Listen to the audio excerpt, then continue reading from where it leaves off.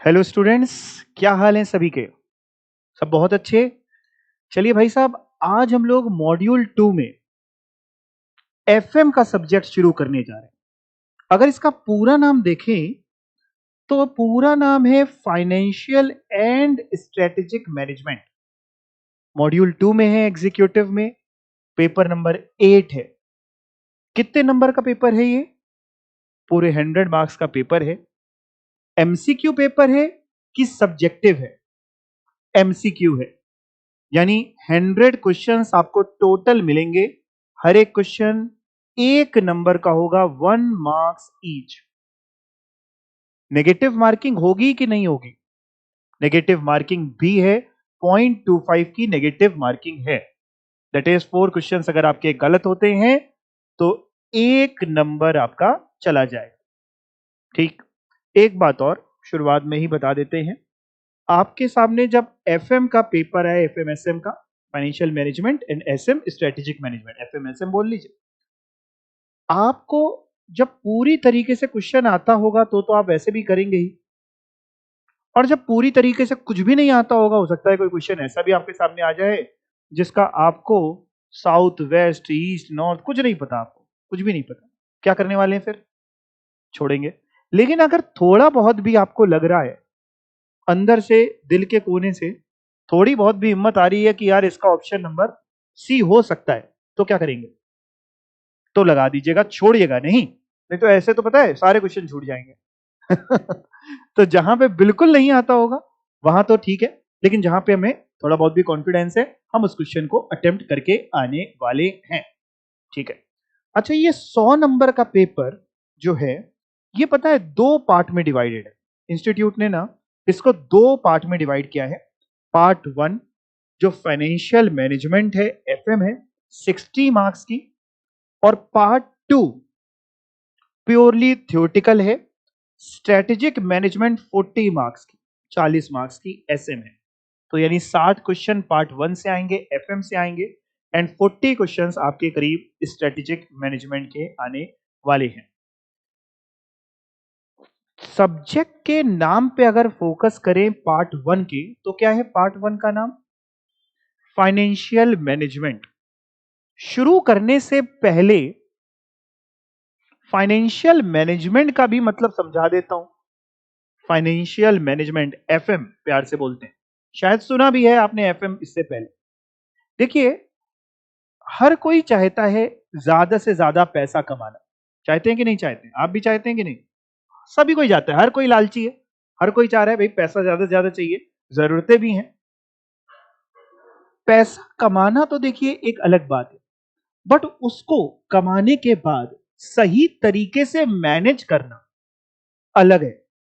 जैसे अगर हम बात करें इंडियंस की, खासकर की बात करें, और इंडियंस में भी फीमेल्स की बात करें, जो आपके हमारे घर पे नॉर्मल तौर पे जो घर चला रही हैं, जिनको लक्ष्मी भी आप कह सकते हैं, मम्मी कह सकते हैं, या जो भी घर चला रही हैं, आम तौर पे ऐसा देखा जाता है कि उनके अंदर इतना पोटेंशियल होता है, इतना कैलिबर होता है कि जितनी भी इनकम हो सकता है किसी के घर में ज्यादा इनकम होगी, किसी में कम होगी, अलग अलग है। कोई 50,000 कमा रहा है, कोई 10,000 कमा रहा है, कोई 5,000 कमा रहा है।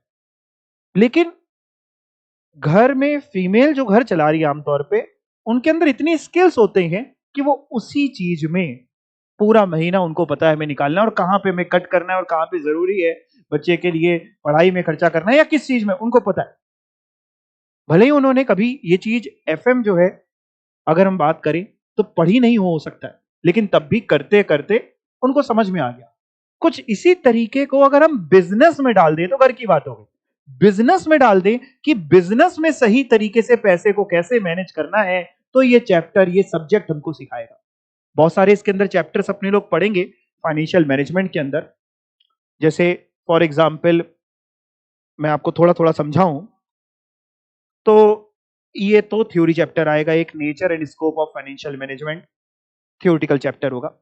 कैपिटल बजटिंग एक चैप्टर आएगा, इसमें मैं आपको ये पढ़ाऊंगा, कैपिटल बजटिंग में ये पढ़ाया जाएगा कि कौन से प्रोजेक्ट में इन्वेस्ट करें।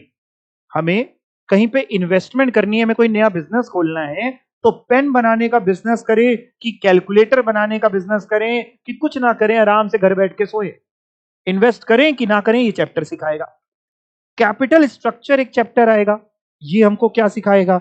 ये हमको ये सिखाएगा कि भाई हमारी जो कैपिटल है, जो हमारी रिक्वायरमेंट है, लेट्स से हमने सोचा हम कोई व्यापार करेंगे, उसमें हमें 1 करोड़ रुपए चाहिए, 1 CR की रिक्वायरमेंट है। अब वो 1 CR की रिक्वायरमेंट कैसे पूरी करें?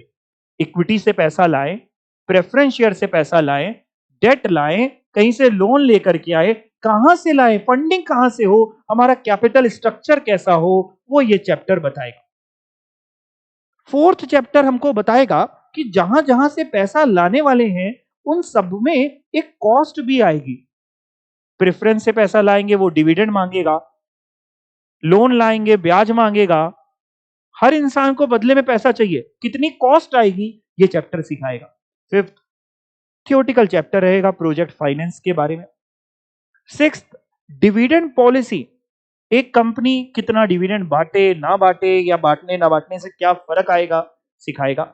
सेवेंथ वर्किंग कैपिटल के बारे में बताएगा। वर्किंग कैपिटल वैसे आपने शायद बचपन में सुना भी है, ज्यादातर बच्चे ये सुनते हैं current asset minus current liability is equal to working capital, but उसके लिए तो बहुत बड़ा चैप्टर है, एग्जाम के लिए भी इंपॉर्टेंट है, सारे चैप्टर इंपॉर्टेंट है। ये सिखाएगा वर्किंग कैपिटल मतलब डे टू डे रिक्वायरमेंट कैसे पूरी होगी, कितना पैसा रखें, ज्यादा रखें, कम रखें, बहुत सारी चीजें सिखाएगा। सिक्योरिटी एनालिसिस, पोर्टफोलियो मैनेजमेंट, इस तरीके से हमारे ये चैप्टर है। और 10th जो चैप्टर है प्रैक्टिकल क्वेश्चंस, केस स्टडीज, इसमें बड़े बड़े क्वेश्चंस दिए हैं। हमारा करिकुलम में हमें ये नहीं करना पड़ेगा, हमारी तो एमसीक्यू है, हम लोग ज्यादा से ज्यादा एमसीक्यू क्वेश्चन प्रैक्टिस करेंगे। तो करीब मैं कह सकता हूं थ्योरी प्रैक्टिकल मिला के 9 हमारे चैप्टर है। और जो प्रैक्टिकल चैप्टर भी हैं उसमें भी एग्जाम में थ्योरी कंटेंट भी आता है। मतलब अगर मैं आपके सामने रेशियो की बात करूं तो 60 मार्क्स की जो अपनी एफएम है, मोटा मोटा मान करके चलिए करीब 30 नंबर की थ्योरी रहेगी, 30 का प्रैक्टिकल रहेगा।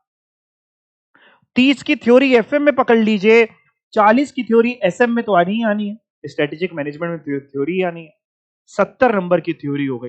तो कहने को ये प्रैक्टिकल सब्जेक्ट है, लेकिन इस पे अगर हम मेजर बात करें तो थ्योरी ज्यादा आती है। आप चाहें तो पास्ट ईयर का घर पे बैठ के क्वेश्चन पेपर को इतना तो एनालाइज कर ही लेंगे देख करके कि प्रैक्टिकल जैसा लग रहा है या थ्योरी जैसा लग रहा है, राइट?